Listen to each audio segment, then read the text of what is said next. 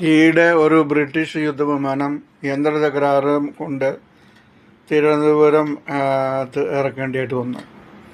തിരുവനന്തപുരത്ത് ഇറക്കി അവർ ഒരു പ്രത്യേക സ്ഥലത്ത് വിമാനം ഇട്ടിരിക്കുകയാണ്. അപ്പോൾ ഒരു ബിരുദൻ അതിൻ്റെ ഫോട്ടോ എടുത്ത് OLX ഇട്ടിരിക്കുകയാണ് വിൽപ്പനയ്ക്ക് എന്ന് പറഞ്ഞ്. വല്ലാത്ത ജാതി.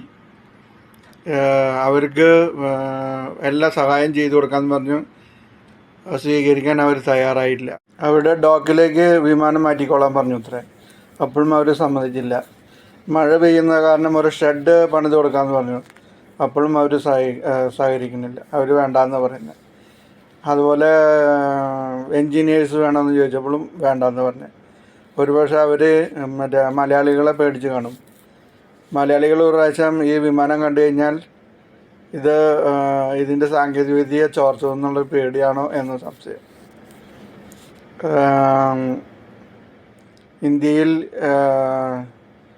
ഈ വിമാനത്തിൻ്റെ രഹസ്യം കിട്ടിക്കഴിഞ്ഞാൽ പിന്നെ അവർ ഏറ്റവും വലിയ സാങ്കേതിക വിദ്യയുള്ള വിമാനം എന്ന് പറഞ്ഞു നടക്കുന്ന ഇത് സൂത്രത്തിൽ വിരിഞ്ഞ് എടുക്കൂ എന്നുള്ള ചിന്തയായിരിക്കാം അവരെന്നെ ഇങ്ങനെ പറയാനായിട്ട് പ്രേരിപ്പിക്കുന്നത്. അർത്ഥം ആരാന്ന് പറയൂ? അതേ CID കൾ അന്ന് കടപ്പുറത്ത് വെച്ച അറബികളായും പിന്നെ പോലീസുകാരുടെ സിവിൽ വേഷത്തിലും വന്ന അതേ CID കൾ. എവിടെ അവര്? ഒരു CID നമ്മുടെ ഗോഡൌണിൽ ചാക്കിട്ട് ചുമക്കുന്നു, മറ്റേ CID നമ്മുടെ ഓഫീസിൽ ഫയലുകൾ പരിശോധിക്കുന്നു. Oh my God!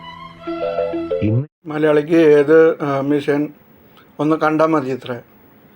അതിൻ്റെ അപ്പന വരെയല്ല, അപ്പാപ്പന വരെ ഉണ്ടാക്കും അത്ര. ഈ കഴിവ് മലയാളികൾക്കുണ്ടെന്നുള്ള വിവരം വിദേശികൾക്ക് നന്നായിട്ട് അറിയാം. പക്ഷെ നമ്മുടെ നാട്ടുകാർക്ക് അറിയില്ല. എന്താ മലയാളി പൊളിയല്ലേ?